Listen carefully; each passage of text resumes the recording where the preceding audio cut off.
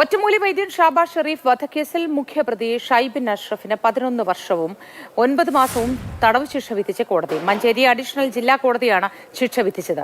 കേസിൽ രണ്ടാം പ്രതി ഷിഹാബുദ്ദീന് 6 വർഷവും 9 മാസം തടവും കോടതി വിധിച്ചു. അരുൺ അമൃതാഥ് വിവരങ്ങളുമായി ചേരുന്നു. അരുൺ, ഈ ശിക്ഷാവിധിയുടെ വിശദാംശങ്ങൾ എന്തൊക്കെയാണ്?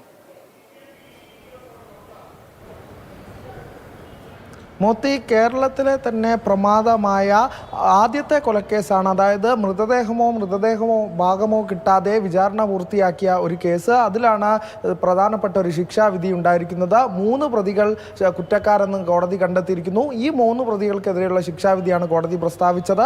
മുഖ്യപ്രതിയായ ഷൈബിൻ അഷ്റഫ്, അതായത് ഷാബാസ് ഷെരീഫിനെ മൈസൂരിൽ നിന്ന് ഒറ്റമൂലിയുടെ രഹസ്യം കണ്ടുപിടിക്കാൻ വേണ്ടി നിലമ്പൂരിലേക്ക് കൊണ്ടുവന്ന മുഖ്യപ്രതിയായ ഷൈബിൻ അഷ്റഫിനെതിരെയാണ് 13 വർഷവും 9 മാസവും തടവ് ശിക്ഷ പ്രസ്താവിച്ചിരിക്കുന്നത്.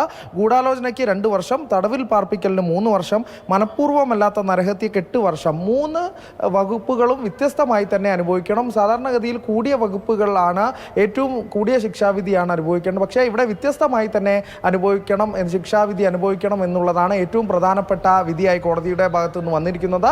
രണ്ടാം പ്രതിയായ ഷിഹാബുദ്ദീൻ 6 വർഷവും 9 മാസവും തടവ്, 6ാം പ്രതിയായ നിഷാദിന് 5 വർഷവും 9 മാസവും തടവ് എന്നുള്ളതാണ് കോടതിയുടെ ശിക്ഷാവിധി. നേരത്തെ തന്നെ കുറ്റക്കാരാണെന്ന് പ്രതികൾ 3 പേരും കുറ്റക്കാരെന്ന് കോടതി കണ്ടെടുക്കാൻ കഴിയാത്തതാണോ ഇത്തരത്തിൽ ശിക്ഷാ കാലാവധി കുറച്ചു കിട്ടാനുള്ള ഒരു കാരണം? അല്ലെങ്കിൽ ജീവപര്യന്തമടക്കം കിട്ടുമെന്ന് പ്രതീക്ഷിച്ചിരുന്ന ഒരു കേസാണല്ലോ ഇത്.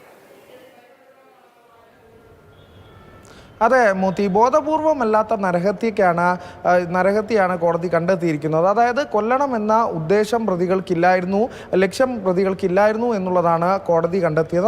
അത് തന്നെയാണ് കൂടിയ ശിക്ഷാവിധിയായി വന്നിട്ടുള്ളത്. മനഃപൂർവ്വമല്ലാത്ത നരഹത്യക്കാണ് 8 വർഷം തടവ് മുഖ്യപ്രതിക്ക് വിധിച്ചിട്ടുള്ളത് എന്നുള്ളതാണ്. അതാണ് ഈ ശിക്ഷാവിധിയിലെ മോത്തി ചോദിച്ച ചോദ്യത്തിനുള്ള ഉത്തരം എന്ന് പറയുന്നത്. 8 വർഷമാണ് മനഃപൂർവ്വമല്ലാത്ത നരഹത്യക്ക് കോടതി ശിക്ഷ വിധിച്ചിട്ടുള്ളത്. ഏറ്റവും നിർണായകമായത് ശാസ്ത്രീയ തെളിവ് തന്നെയായിരുന്നു. അതായത് പോലീസിന് മുന്നിൽ ഈ കേസ് വരുമ്പോൾ 2022 ആത്മഹത്യാ ശ്രമം നടത്തിയ ഒരു മൃതദേഹഭാഗങ്ങളൊന്നും ലഭ്യമാവാതെ ഏറ്റവും ആദ്യം എനിക്ക് തോന്നുന്നു ചരിത്രം സൃഷ്ടിച്ചൊരു കേസ് കൂടിയാണ്. അതിവേഗത്തിൽ ശിക്ഷയിലേക്ക് കടക്കുകയുമായിരുന്നു. പക്ഷെ അപ്പോഴും ചില പരിമിതികൾ നിലനിൽക്കുന്നുണ്ട് കോടതിക്ക് എന്നതുകൊണ്ടായിരിക്കണം ഈ ശിക്ഷാവിധിയിൽ ഒതുങ്ങിയത് എന്ന് മനസ്സിലാക്കുന്നു. അരുൺ അമൃതാഥാണ് വിവരങ്ങൾ നൽകിയത്.